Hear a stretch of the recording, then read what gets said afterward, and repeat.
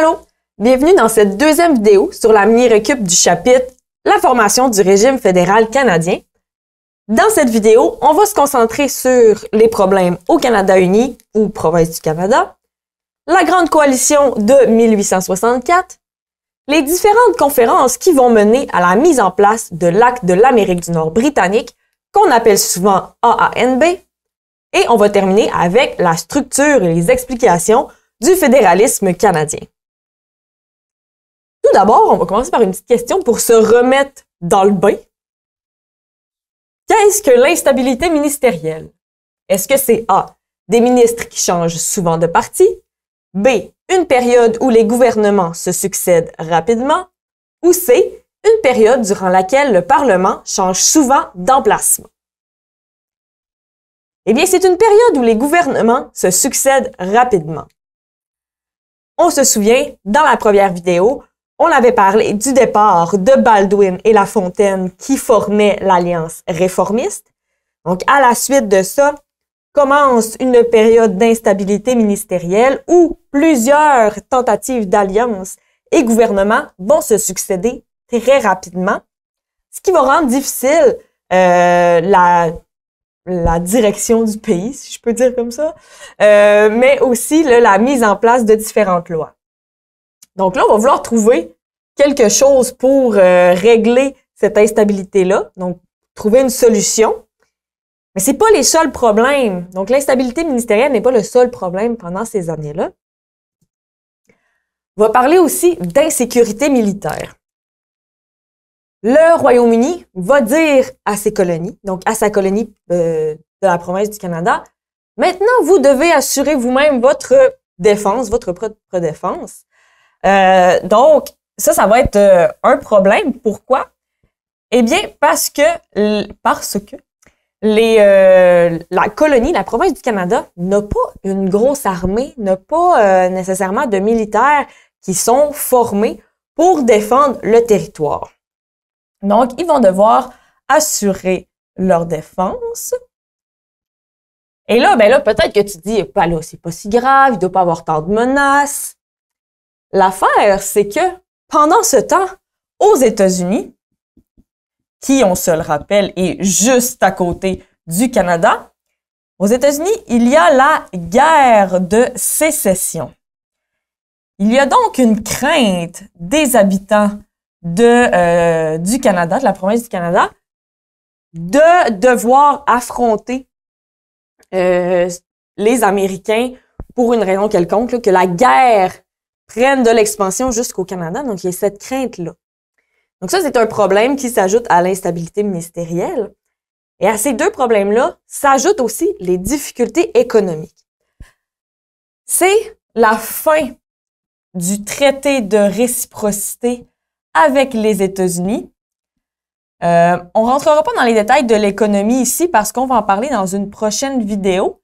Mais ce qui est important que tu saches, c'est qu'il y a des difficultés économiques. La fin du traité de réciprocité en fait partie. Et là, toutes ces difficultés-là, avec l'instabilité ministérielle, eh bien, on dit comme, OK, là, faudrait qu'on trouve une solution à tout ça. C'est ce qui va mener à la Grande Coalition de 1864. Qu'est-ce qu'une coalition? A. Une alliance entre des partis politiques dans le but de réaliser un projet commun. B. Une alliance entre des politiciens pour former un nouveau parti. C. Un type de gouvernement. C.A. Une alliance entre des partis politiques dans le but de réaliser un projet commun. Et là, le projet commun, dans ce cas-ci, c'est la fédération. Je vais l'expliquer dans peu de temps.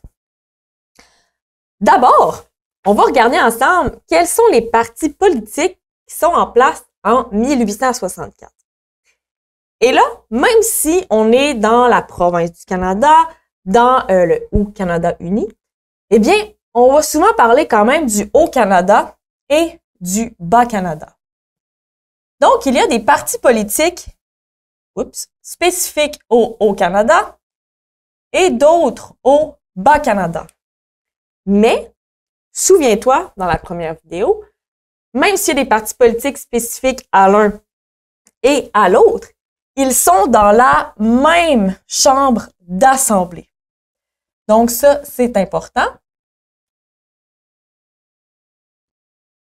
Donc, ils sont dans la même chambre d'assemblée, même s'ils ont chacun leur parti. Du côté du Haut-Canada, il y a le Parti libéral conservateur. Je vais essayer de l'écrire. Libéral conservateur. Et il y a les Clare Grits.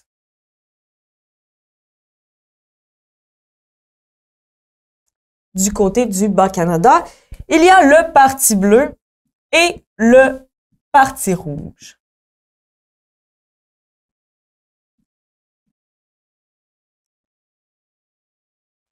Donc, ils sont dans la même chaîne d'assemblée, mais il y a des partis politiques spécifiques au Canada et au Bas-Canada. Et là, je viens de te poser une question sur la grande coalition. Sur une coalition, c'est quoi une coalition? Coalition, c'est une alliance dans le but de réussir à mettre en place un projet commun. Et là, l'association, l'alliance, va se faire entre différents partis de la province du Canada. Entre le Parti bleu, les Clare Grits, Parti libéral conservateur. Donc, il y a uniquement, en fait, le Parti rouge dans la province du Canada qui ne fera pas partie de la coalition. Les trois autres s'entendent pour s'allier dans le but de réussir à mettre en place, une fédération. Donc, je vais effacer ça pour que tu vois. Donc, ce que ça permet de s'allier ensemble, c'est d'avoir une majorité de députés parce qu'ils sont tous dans la même chambre d'assemblée. En s'alliant, en ayant une majorité de députés, ben, c'est plus facile pour mettre en place différents projets. Et là, comme je te disais, c'est le projet de fédération. Et là, la fédération, OK, il y a la province du Canada, les trois qui se sont alliés, eux désirent mettre en place une fédération, donc s'unir, mais ils veulent aussi s'unir avec les autres colonies britanniques qui sont proches, par exemple, le Nouveau-Brunswick ou la Nouvelle-Écosse. Donc, c'est un peu ça qui se trame. Et pourquoi ils veulent s'unir comme ça, créer une fédération? Eh bien, c'est dans le but d'avoir, entre autres, un ensemble économique plus grand. Parce qu'on se rappelle, la fin du traité de réciprocité, ça a des problèmes sur l'économie. On se dit, s'associer avec d'autres colonies britanniques, ça pourrait faciliter ça, faciliter l'économie. Aussi d'avoir une meilleure défense du territoire, parce qu'on se souvient, guerre de sécession, le Royaume-Uni nous aide plus vraiment à se défendre. Là, plus on est, plus ça peut être facile de se défendre. Donc, il y a ce désir-là des trois partis politiques de la province du Canada de s'allier et d'aller s'allier aussi avec d'autres colonies britanniques. Puis, une fédération. Là, je te parle, ils vont s'unir et tout ça, mais en quoi ça consiste plus précisément? Une union fédérale, c'est 2 paliers de gouvernement. 2 paliers de gouvernement, ça veut dire qu'il y a un palier fédéral et provincial. Donc, c'est pour ça, si on s'allie avec d'autres colonies, eh bien, il y aurait plusieurs provinces dans la fédération. Par la suite, des fédérations, mais il y a comme différents types de fédérations. Je vais t'expliquer ça, je vais t'en expliquer 2, parce que ça va être utile dans la compréhension de ce qui va arriver plus tard dans cette période-là, puisque c'est pas tout le monde qui va voir le rôle par exemple, du pays et des provinces de la même manière. Et là, quand je parle de pays, j'avance un peu, puisque éventuellement, ça va être le Canada. En tout cas, on en reparlera. Pour l'instant, ce qui est important, c'est que ça peut être une union fédérale centralisée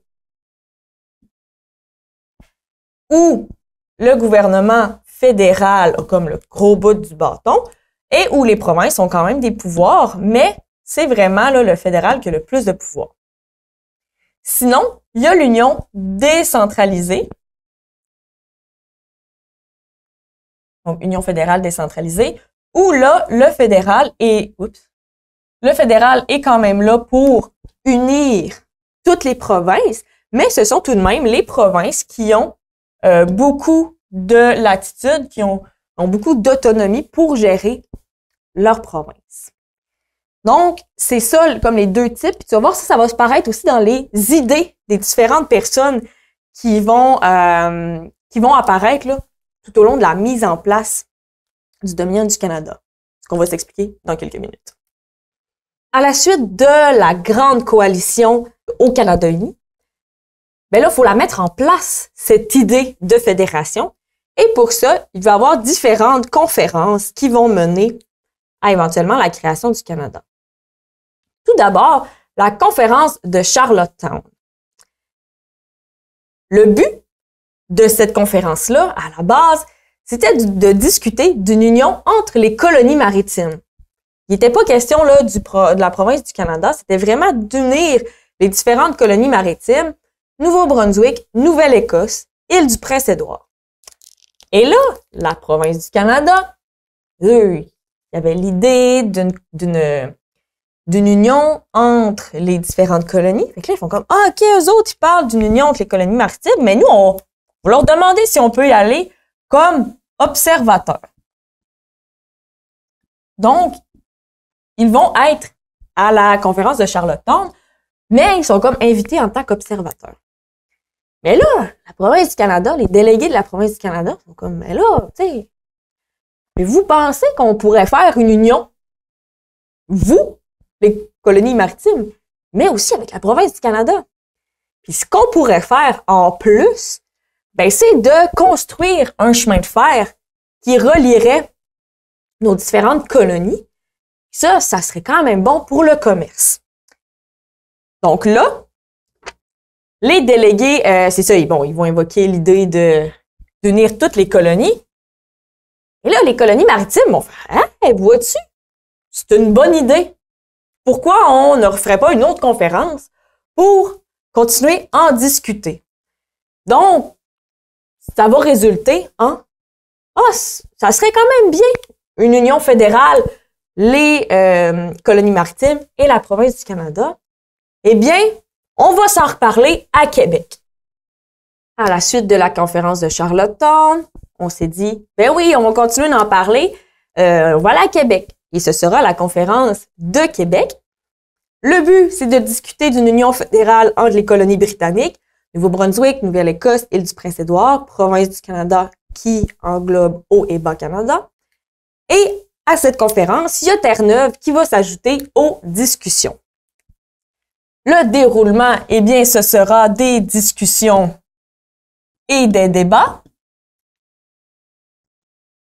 pour justement discuter et dire, OK, ben, c'est bien beau, une union fédérale, mais comment le tout fonctionnerait? Parce que là, on est plusieurs colonies, on a différents désirs chacune. Donc, on discute de tout ça. Et le résultat, c'est, il sera pas vraiment égal, là, mais le résultat est ici. Ça va être l'adoption des 72 résolutions. 72 résolutions. Donc, les adoptions des 72 résolutions. Dans les 72 résolutions, on parle de quoi? Ben, on parle du partage des pouvoirs. Comment les pouvoirs seraient partagés entre le fédéral et entre les provinces. Le petit schéma qu'on a vu il y a quelques instants. La représentation proportionnelle. Comment ça fonctionnerait? Parce que on est plusieurs provinces, on serait plusieurs provinces. Et là, il va y avoir des députés pour chacune des provinces, mais la population est pas la même. La province du Canada est beaucoup plus populeuse que, par exemple, l'île du Prince-Édouard. Donc là, ça serait comment fonctionnerait la représentation proportionnelle. Il y a l'idée aussi, on parle dans les 72 résolutions, de l'idée d'un chemin de fer. Donc, c'est ce qui va résulter de la conférence de Québec. On a adopté les 72 résolutions. Mais, même si les délégués-là, ils ont adopté ça, ils ont parlé, discuté, débattu, les chambres d'assemblée de chacune des colonies doivent accepter ces résolutions-là. Donc, après la conférence de Québec, chaque délégué retourne dans sa colonie et présente les 72 résolutions à leur chambre d'assemblée, à leur assemblée législative. Les députés doivent voter en faveur ou en défaveur des 72 résolutions. Du côté de la province du Canada, ce sera un oui. J'écris pas vraiment égal, je vais recommencer. Donc, du côté de la province du Canada, c'est un oui. Nouveau-Brunswick, oui, mais. Donc, oui, mais lorsqu'on va se reparler, faut s'assurer de dire ce que nous, on veut, puis pas d'être mis de côté, parce qu'on est quand même une plus petite population, fait qu'il faudrait pas se faire manger par les provinces, les futures provinces, qui seraient plus populeuses. Fait que le mais, c'est comme pour dire, ben oui, ça nous tente, mais on va quand même rediscuter pour s'assurer que nos intérêts soient mis de l'avant dans cette future constitution. Même chose pour la Nouvelle-Écosse, c'est un oui, mais. Donc, même chose que pour le Nouveau-Brunswick. Pour l'île du Prince-Édouard et Terre-Neuve, c'est un non parce que les chambres d'assemblée, bon, les députés, tout ça, considèrent pas que ça serait gagnant pour eux à ce moment-là de faire partie d'une fédération. À la suite de ça, eh bien, les délégués des provinces qui ont dit oui vont se retrouver à Londres pour l'étape finale vers la mise en place d'une fédération. Donc, à la suite de la conférence de Charlottetown, de la conférence de Québec, à la suite aussi que le projet des 72 résolutions ait été présenté aux assemblées législatives, les assemblées législatives qui ont accepté les 72 résolutions vont envoyer des délégués à Londres à la fin de l'année 1866 pour les dernières négociations et discussions avant la rédaction et l'adoption de la nouvelle Constitution. Donc, tout ce processus à Londres va durer du début décembre 1866 jusqu'à la fin mars 1867. Donc, c'est quand même quelque chose qui va prendre un certain temps parce qu'on écrit, c'est l'écriture d'une constitution d'un nouveau pays tout de même. Et le résultat de cette conférence, ce sera la rédaction et l'adoption de la Constitution de l'Acte de l'Amérique du Nord britannique, ce qui veut dire la création d'un nouveau pays qu'est le Canada. C'est le 29 mars 1867 que la reine va approuver la nouvelle Constitution. C'est vraiment ce qui va officialiser là, la création du pays. Et ce qui est intéressant avec cette Constitution-là, c'est que depuis le début du régime britannique en Amérique, c'est la première fois qu'une Constitution n'est pas rédigée par le Parlement britannique, mais est plutôt rédigée par les gens, par des délégués des colonies qui deviennent à ce moment-là des provinces. La fédération porte le nom de Dominion du Canada. Est-ce que c'est vrai ou c'est faux? Eh bien, c'est vrai. Avec la mise en place, comme on vient le voir, de la nouvelle constitution de l'AANB, Acte de l'Amérique du Nord britannique, le nom de la fédération devient Dominion du Canada. Un Dominion, ça veut dire que c'est un État autonome, mais qui est toujours rattaché au Royaume-Uni. On va parler du Commonwealth. Donc, un Dominion va faire partie du Commonwealth. Qu'est-ce que c'est ça? En fait, c'est comme le rassemblement des anciennes colonies britanniques. En gros, c'est ça, un Dominion. Et ça entre en vigueur officiellement en quelle année et quel moment exactement? Donc, c'est le 1er juillet 1867. Par exemple, pas par exemple, mais en fait, le 1er juillet, ça va peut-être faire un lien, c'est la fête du Canada. Donc, on voit ici qu'il y a un lien entre la fête du Canada puis la création de celui-ci. Par la suite, il va y avoir la formation. Je vais effacer mon petit, c'est pour que tu vois bien la légende. Il va y avoir un nouveau territoire, parce que là, maintenant, ce sont des provinces. Donc, en rouge-orangé, tu vois Dominion du Canada. Il y a le Nouveau-Brunswick, la Nouvelle-Écosse. Et autrefois, ce qui était, là, je peux pas te le pointer, mais ce qui était la province du Canada, eh bien, la province du Canada en a comme profité pour se séparer en deux provinces. Ces deux provinces qui sont le Québec et l'Ontario. Donc, le Dominion du Canada en 1867 est formé de 4 provinces: Québec, Ontario, Nouvelle-Écosse et Nouveau-Brunswick. Je vais réécrire la date ici.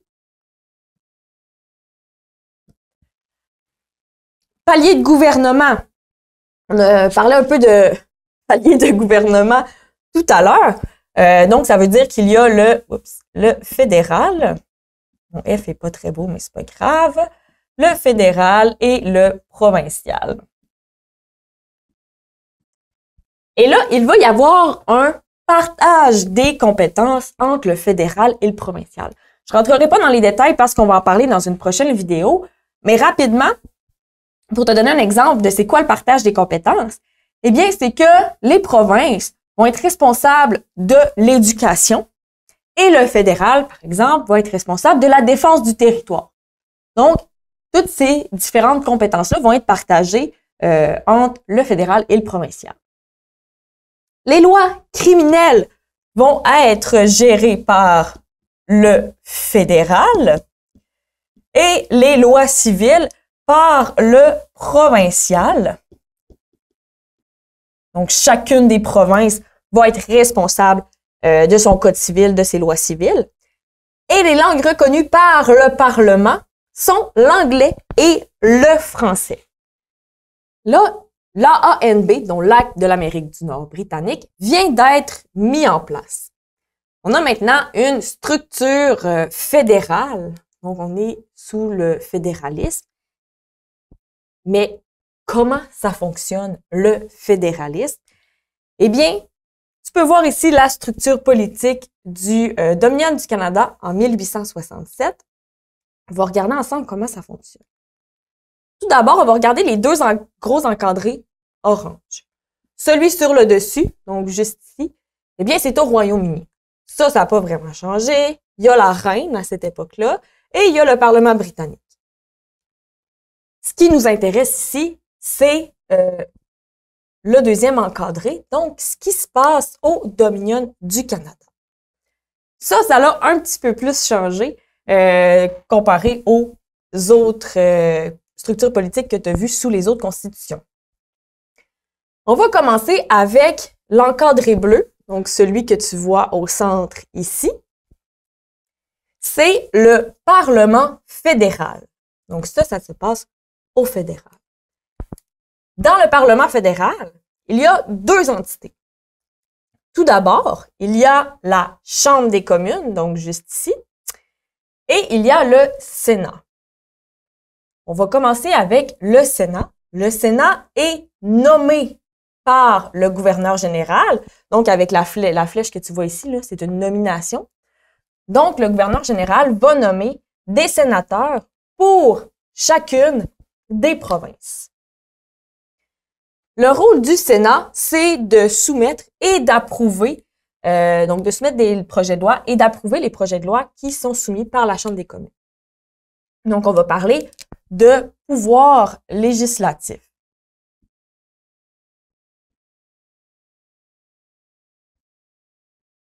Donc, de pouvoir législatif. Dans le pouvoir législatif, donc dans le Parlement, il y a également la Chambre des communes, qui est juste ici. La différence avec le Sénat qui est nommé, eh bien, la Chambre des communes, elle, est élue. Elle est élue par la population. Donc, il y a la population des différentes provinces. Dans chacune des provinces, il y a des circonscriptions. Et pour chaque circonscription, il va y avoir un député qui va être élu. Donc, la population va voter, elle va élire un député. Le député va siéger à la Chambre des communes. Et le rôle de la Chambre des communes, c'est de soumettre des projets de loi. lorsqu'on parle de pouvoir législatif, mettons si on veut faire un lien avec ce que tu as vu auparavant, la Chambre des communes, c'est un peu comme la Chambre d'assemblée ou l'Assemblée législative. Et le Sénat, c'est comme le Conseil législatif. Donc, le Parlement, le pouvoir législatif, une partie élue, une partie nommée. Mais là, le pouvoir exécutif, il est où? Eh bien, le pouvoir exécutif, c'est le cabinet. Le pouvoir exécutif. Donc, c'est le cabinet qui est juste ici. Le cabinet, c'est ce qu'on va appeler aussi le gouvernement, le pouvoir exécutif. Donc, eux, leur rôle, c'est d'appliquer les lois qui sont soumises et qui sont adoptées par le Parlement. C'est qui se trouve dans le cabinet? Eh bien, c'est le premier ministre. Le premier ministre, c'est celui qui est à la tête du parti du parti politique qui va être au pouvoir, donc qui va être au pouvoir dans la Chambre des communes. Le premier ministre, lui aussi, doit être élu. Donc, à la base, c'est un député également. Donc, même si c'est le chef du parti, c'est tout de même un député dans sa circonscription. Il doit être élu. Donc, dans le cabinet, il y a le premier ministre et ses ministres. Mais les ministres, ils arrivent d'où? Donc, les ministres sont choisis parmi les membres élus, les députés élus de la Chambre des communes. Bien sûr, le premier ministre va choisir des ministres de son propre parti et il va les choisir. Donc, ce sera des personnes élues qui vont se retrouver au cabinet dans le pouvoir exécutif. Puis là, tu te demandes peut-être, ouais, mais pourquoi il y a une flèche ici entre le gouverneur général et le cabinet? C'est le premier ministre qui va choisir ses ministres, puis il va dire au gouverneur général, ouais, moi j'ai choisi un tel, une telle, un tel. Puis là, le gouverneur général va dire, bien oui, puis il va tous et toutes les nommer. Donc, au final, c'est comme ça que ça fonctionne. Et là, on va regarder, parce que ça, c'est la structure fédérale, donc pour le Canada. Mais là, il y a différentes provinces aussi. Et là, on se souvient que il y a des structures provinciales. Donc, on va regarder, j'efface le tout, et on va regarder la structure provinciale. On va prendre on les regardera pas toutes parce que ça revient au même, mais on va regarder là la structure au Québec. C'est vraiment très semblable, donc je n'irai pas autant loin dans les explications puisque ça revient pas mal à la même chose que le fédéral. Tout d'abord, en haut, tu vois gouverneur général. C'est le même, donc je l'ai rajouté ici, mais c'est le même. Oups, je suis vraiment à côté. C'est le même là qu'ici. Le gouverneur général, c'est le représentant de la reine, donc du monarque au Royaume-Uni, au Canada. Et dans chacune des provinces, il y a un lieutenant-gouverneur qui représente le gouverneur général dans la province. Et là, même chose qu'au fédéral, le lieutenant-gouverneur, qui a comme le même rôle que le gouverneur général dans les provinces, va nommer une partie du pouvoir législatif. Donc, au lieu de parler de Sénat dans les provinces, on va parler de conseil législatif, tout simplement. Du côté encore du Parlement, mais le côté élu, eh bien, on va appeler ça l'Assemblée législative. Donc, ça, c'est comme la Chambre des communes, mais dans les provinces. Donc, ce sont la population de la province, donc ici du Québec, qui vont élire leurs députés, qui vont siéger à l'Assemblée législative. Même chose, le conseil exécutif, donc le gouvernement, qui est comme le cabinet là, au fédéral. Eh bien, le conseil exécutif, ça va être le premier ministre et ses ministres qui vont être choisis parmi les députés élus de l'Assemblée législative. Et même chose pour la flèche là, pointillée ici. Eh bien, c'est le premier ministre qui choisit, mais le lieutenant-gouverneur, eh bien, lui, il doit dire « OK, oui, c'est beau, j'accepte tes choix ». Donc, c'est ce qu'il en est pour la structure politique du Dominion du Canada en 1867.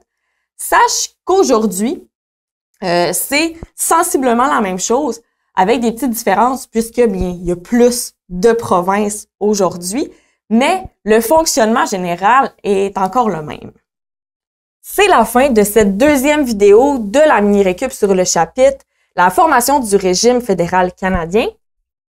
Rapidement, on est parti avec les problèmes qu'il y a au Canada uni, ou province du Canada, instabilité ministérielle, problèmes économiques, problèmes de défense du territoire.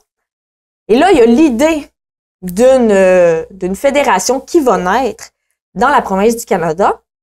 Il y aura par la suite différentes conférences avec les autres colonies britanniques d'Amérique du Nord, ce qui va mener à l'adoption de l'Acte de l'Amérique du Nord britannique, qui est une nouvelle constitution qui marque le début, on peut dire la naissance du Dominion du Canada, donc qui est entré en vigueur le 1er juillet 1867.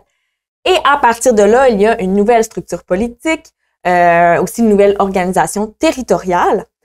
Et ce qu'on verra dans la prochaine vidéo, eh bien, ce sont comment le fédéral et le provincial, les différentes provinces, vont se partager le pouvoir dans cette nouvelle structure politique.